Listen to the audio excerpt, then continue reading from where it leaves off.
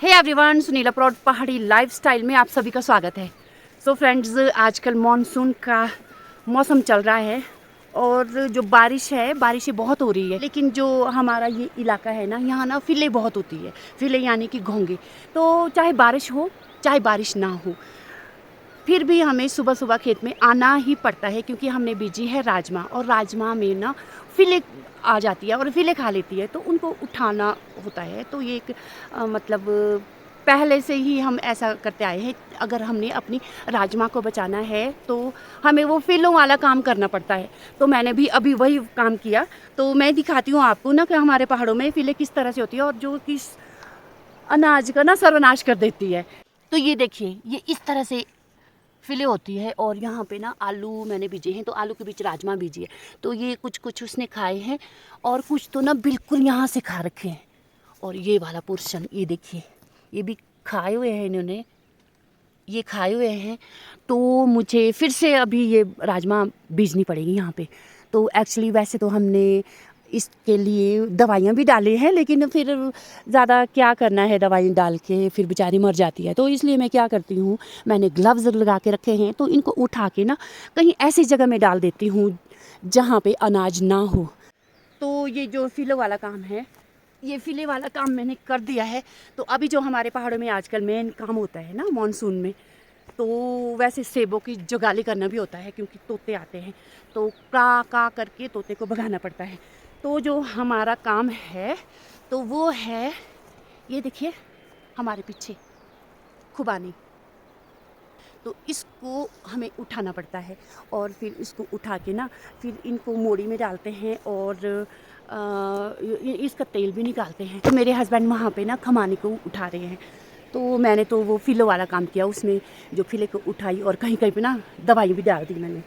तो अब मुझे भी जाना है खुबानी को उठाने, क्योंकि जब रात को बारिश होती है तो खमानियाँ ना नीचे झड़ जाती है। तो इनको हम उठाएंगे, फिर एक ही जगह इकट्ठा करेंगे और उसके बाद इनको हम धोएंगे। तो जो इसकी गुठली है वो मीठी होती है बादाम की तरह, तो उसको इकट्ठा करके फिर उसको फोड़ेंगे, फिर उसका तेल निकालेंगे। तेल हम खुद नहीं निकालते हैं। पहले तो हमारे कल्चर में क्या होता था कि जो हमारी पुरानी लेडीज़ें होती थी, हमारी दादी वगैरह, तो वो इनको अपने आप ही इनका तेल निकालती थी। लेकिन अब मशीनें आ गई हैं, तो अब हम मशीनें में ले जाते हैं इनको। वैसे फोड़ने वाली मशीन भी आ गई है। तो ये आप देख सकते हैं।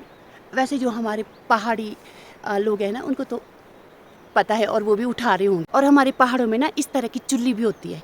तो चुल्ली और खुबानी, एक खुबानी बड़ी बड़ी होती है। जब फसल बहुत ज़्यादा लगती है ना तो इनका साइज़ भी कम हो जाता है। तो इस बारी इसका साइज़ भी कम है, पिछले साल इसका साइज़ ना बहुत ज़्यादा था।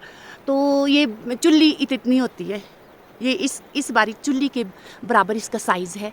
तो चुल्ली और खुबानी में 19-20 का फ़र्क होता है, क्योंकि जो बाहर वाला छिलका है तो उसका स्वाद सेम होता है, खुबानी का भी और चुल्ली का भी। लेकिन जो इसका अंदर वाला जो बीज, तो वो ना जिसका तेल निकाला जाता है, तो वो इसका तो बादाम की तरह होता है।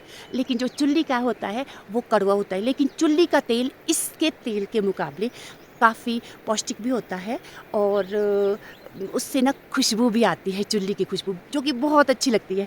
तो ये हमारे पहाड़ी लोग अच्छी तरह से जानते हैं। तो फ़िलहाल मैं भी कर लेती हूँ काम, क्योंकि मेरे हस्बैंड ने काफ़ी उठा ली है।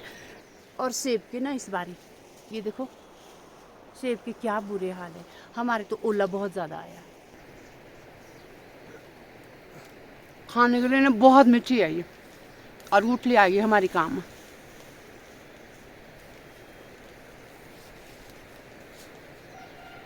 ये देखो ऐसी है ये फिर ऐसे पिचक जाती है। तो हम इनको ना पुलपू बोलते हैं कि पुलपू हो गई।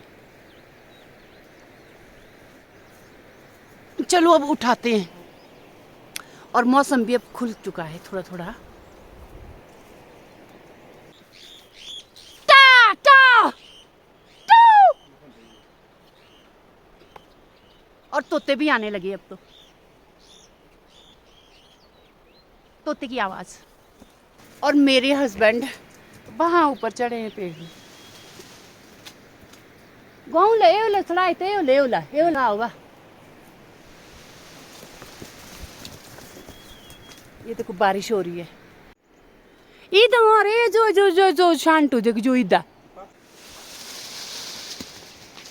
हाँ है इसमें 2-3 दिन का सब लात जो है हाँ, ये वाला टहना ना, ये वाला अब वो नीचे है ये इसमें इसमें है, इसको चढ़ाओ, इसमें बहुत ज़्यादा है। और नीचे ना बारिश हो रही है, देखो ये देखो कितने सारे झड़ चुके हैं, ये देखो। 3 दिन बस तीसरे दिन हाँ तीसरे दिन मतलब सुबह सुबह आना पड़ेगा।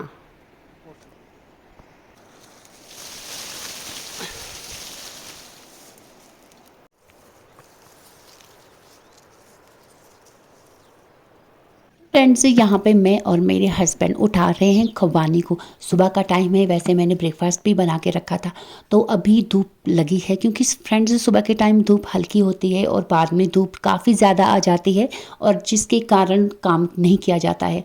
तो फ़िलहाल मैं और मेरे हस्बैंड जो हमने चढ़ाई हुई खुबानी थी वो उठा ली है, और अब इनको एक बड़े से टब में रखेंगे। और जब ये बिल्कुल थोड़ी सी सड़ जाए या फिर ये थोड़ी ज़्यादा पक जाए और इसका छिलका आसानी से पानी के द्वारा निकल जाए, तो हम इसको उस टाइम धोएंगे। और अब हम यहाँ पे घर के लिए कुछ खुबानी खाने के लिए निकाल रहे हैं, जो कि अभी पेड़ से हम निकाल रहे हैं। और फ्रेंड्स, हाँ, मैं एक बात आप सभी को बताना चाहती हूँ कि कई लोगों का कहना होता है कि जो ब्लॉगर होते हैं वो अपनी डेली रूटीन सबको दिखाते हैं। तो मेरा मानना ये है कि जो मैं अपनी वीडियो में दिखाने की कोशिश करती हूँ, मैं अपने कल्चर को प्रमोट करने की कोशिश करती हूँ, और अपना जो हमारा पहाड़ी लाइफस्टाइल है, रहन सहन है, बोल चाल है और खान पान है, हम उसको प्रमोट करना चाहते हैं। और क्योंकि फ्रेंड्स, हमारी जो वीडियो है वो सिर्फ हमारे पहाड़ी कल्चर वाले लोग ही नहीं देखते हैं, वो दूसरे स्टेट वाले लोग भी देखते हैं।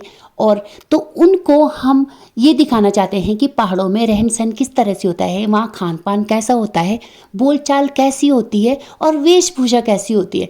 तो इसलिए हम जो भी अपने घर की चीज़ें दिखाते हैं या फिर अपना रहन सहन दिखाते हैं, तो वो इसलिए दिखाते हैं ताकि हमारा जो कल्चर है, पहाड़ी कल्चर, अपनी संस्कृति, वो लोगों तक पहुँचे और उन्हें भी मालूम हो कि हमारा जो कल्चर है वो कितना रिच है और किस तरह से हम लोग रहते हैं। इसका मतलब ये नहीं है कि हम लोगों को शो ऑफ कर रहे हैं, तो ये मत समझिएगा कि हम शो ऑफ करते हैं। हमें सिर्फ लोगों को प्रमोट करना होता है, अपने रहन सहन, खान पीन और दूसरी चीज़ें।